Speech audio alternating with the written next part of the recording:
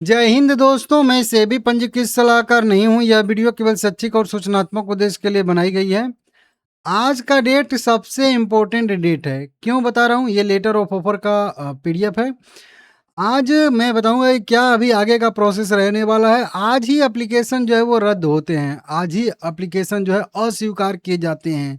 आज के दिन जो भी अगर आपने गलतियां की होंगी वो मतलब रजिस्ट्रार को पता चलेंगी और फिर वो जो है क्या करेंगे कि आपका एप्लीकेशन जो है उसको रद्द कर देंगे। मतलब आप बायबैक एलिजिबल नहीं हो पाओगे। मतलब सब कुछ करने के बाद अगर एप्लीकेशन लगाने में गलती किए होंगे तो आज ये बायबैक के जो रजिस्ट्रार हैं केफिन टेक्नोलॉजी लिमिटेड, इनका यहाँ पे नंबर भी दिया गया है, ईमेल नंबर भी दिया गया है, वेबसाइट का भी लिंक है, सब कुछ है। तो ये आज केफिन टेक्नोलॉजी आपके बिड को जो है वेरीफाई करेंगे कि क्या मतलब रिकॉर्ड डेट के दिन आप एलिजिबल थे नहीं थे, कितने शेयर आपने अप्लाई किया है नहीं किया, वो शेयर प्लेज हैं, गिरवी हैं, क्या हैं, कैसे हैं, वो सब आज वेरिफिकेशन होगा। सब कुछ देखेंगे आज इस वीडियो में। शेयर का प्राइस विप्रो का ठीक है ऊपर सस्टेन किया 183 के आसपास ही है, तो मान के चलिए 180 के आसपास ही बायबैक के बाद प्राइस रहेगा। तो देखते हैं अगर थोड़ा और मोमेंटम कर जाए, क्योंकि दो ही चीज़ का बस काम रह गया है। एक तो ये प्राइस थोड़ा सा बढ़िया मोमेंटम कर जाए और एक AR रेशियो थोड़ा सा बढ़िया आ जाए, एक्सेप्टेंस रेशियो। बस ये दो चीज़ अगर मान लेते हैं कि प्राइस अगर गिरता भी है तो भी कोई चीज़ नहीं है। अगर एक कम आता है तो दूसरे को बढ़ जाना चाहिए। जैसे कि अगर मान लेते हैं प्राइस थोड़ा सा गिरता भी है तो AR रेशियो को थोड़ा बढ़िया और आ जाना चाहिए ताकि इसको जो है मैच कर जाए। वहीं पे अगर AR रेशियो कम भी आता है तो प्राइस को थोड़ा सा बढ़ जाना चाहिए ताकि जो है AR रेशियो को मैच कर सके, मतलब हम लोगों को अच्छा खासा प्रॉफिट हो सके। ठीक है ना? तो उसको देखेंगे। चलिए ठीक है। कुछ डेट हम लोग देख लेते हैं। सबसे पहले क्या है, हालांकि डेट तो यहाँ पे ही सारे के सारे हम लोगों को दिख जाएंगे। अप्लाई करने का डेट आप लोगों को मैं बताया था, कहाँ है भाई? अप्लाई करने का डेट मैं आप लोगों को बताया था 11 जून से लेकर 17 जून था, जो बीत चुका है, अब काम खत्म हो गया है। 17 जून को यहाँ पे देखेंगे फिजिकल शेयर भी जमा करने का लास्ट डेट था। ठीक है। अब ये 19 तारीख को क्या है, 19 जून 2026। देखिए इस चैनल पे मैं इन्फोसिस का जब बायबैक आता है तो भी बहुत वीडियो बनाता हूँ, विप्रो का वीडियो आता है बायबैक तो भी बड़ा मैं बहुत सारी वीडियो बनाता हूँ। रिलायंस का बोनस आया था, तो बड़ी कंपनियों का जब आता है ना तभी हर एक चीज़ सिखाने में मज़ा आता है।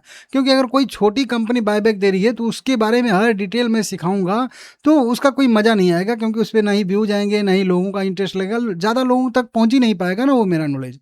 इसीलिए मैं जब कोई बड़ा बायबैक आता है, बड़ा बोनस आता है, बड़ा स्प्लिट आता है किसी कंपनी में, तब मैं एकदम उस चीज़ को पूरी एकदम गहराई से समझा देता हूँ। और जब सिखाता हूँ तो ऐसा नहीं कि वो केवल विप्रो पे काम करेगा, नहीं, आपको वो जिंदगी भर अभी इस विप्रो में ही आपको ऐसी ऐसी चीज़ें, मैं बहुत सारी चीज़ें बताया हूँ। आप कमेंट करके बताइए कि क्या क्या इंपॉर्टेंट चीज़ बताया हूँ जो आपको जिंदगी भर काम देगी।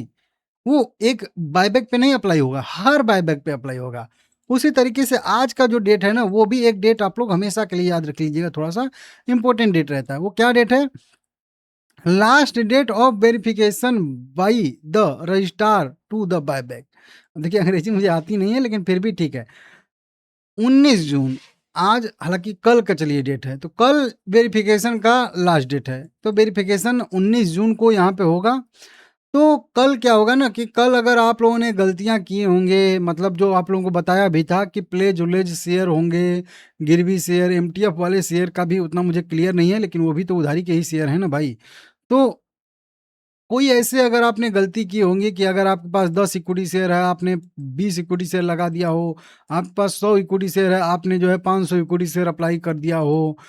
कम किए हैं तो कोई बात नहीं। अगर आपके पास 1000 इक्विटी शेयर है, आपने जो है 500 इक्विटी शेयर अप्लाई किया तो ठीक है। आपके पास 10 इक्विटी शेयर थे, आपने 5 अप्लाई किया है तो ठीक है। कम है तो ठीक, अप्लाई किए हैं तो ठीक है। ज़्यादा अगर आप लोगों ने अप्लाई किया होगा तो फिर वहाँ पे दिक्कत देखने के लिए मिल जाएगा, रिजेक्ट हो सकता है। रिकॉर्ड डेट के दिन मतलब कितने शेयर थे, कितने शेयर नहीं थे, वो सब कुछ बहुत सारी चीज़ें जो है वो मिलान करनी पड़ती है।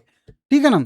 और उसके बाद जो है जब रजिस्ट्रार अपना सब मिलान कर लेंगे, ठीक है ना, 19 तारीख को, उसके बाद 20 और 21 2 दिन छुट्टी हो जाएगा और 22-23 को यहाँ पे एक्सेप्टेंस रेशियो का अपने हिसाब से रजिस्ट्रार जो भी हैं, जो केफिन टेक्नोलॉजी हैं, वो एक्सेप्टेंस रेशियो और नॉन एक्सेप्टेंस रेशियो का जो है वो कैलकुलेशन करके अपने हिसाब से सभी लोगों को बता देंगे या फिर अपडेट दे देंगे। ठीक है ना?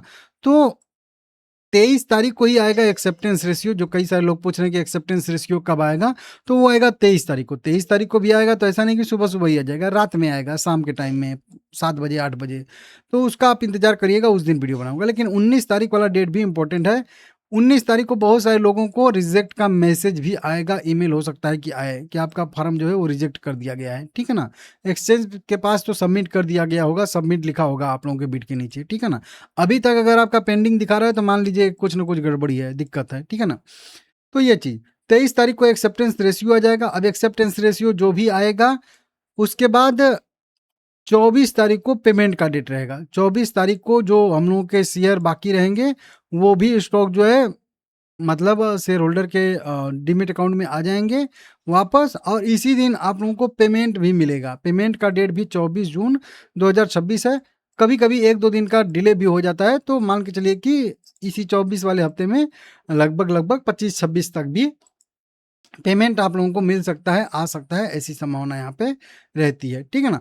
तो 23-24 ये दो डेट पेमेंट करने के लिए, और एक्सेप्टेंस रेशियो के रहेगा। देखिए यहाँ पे पेमेंट लास्ट डेट है ना लिखा, और ये एक्सेप्टेंस रेशियो, तो इसको देख लीजिएगा। अब बात कर लेते हैं यहाँ पे एक्सेप्टेंस रेशियो कितना आएगा। अब देखिए एआई से अगर हम लोग पूछेंगे, आप लोग भी पूछ रहे होंगे, तो 45 से 80% के बीच बता रहा है। लेकिन लॉजिक देखिए क्या कह रहा है, वो आप लोगों को मैं बताता हूँ। 20% का हम लोगों का तो इंटाइटलमेंट रेशियो है, हर 11 शेयर हमारा जाएगा 56 शेयर पे। तो ये तो यहाँ पे ये नहीं टलने वाला है, दुनिया चाहे इधर की उधर हो जाए, हर 5 शेयर में से 1 शेयर ये नहीं हम लोगों का टलेगा। ये तो हमारा अधिकार है भाई, इतना तो जाएगा ही जाएगा। उसके बाद मैं कल आप लोगों को एक्सेप्टेंस रेशियो जो सब्सक्रिप्शन के आधार पे कैलकुलेट करके बता रहा था कि 23 लाख शेयर होल्डर ने जो है कम अप्लाई किया है। अब वही चीज़ है, कल भी बता रहा था कि 23 लाख नंबर से मतलब नहीं है।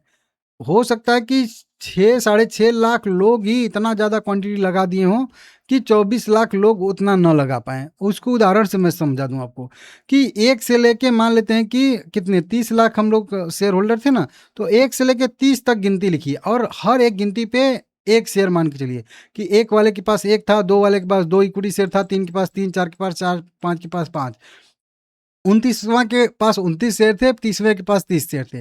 अब अगर नीचे के 10 लोग अप्लाई नहीं करेंगे तो भी कोई उतना ज़्यादा मैटर नहीं करेगा, और ऊपर के अगर 2 लोग भी अप्लाई नहीं करेंगे तो बहुत ज़्यादा मैटर करेगा, ठीक है ना।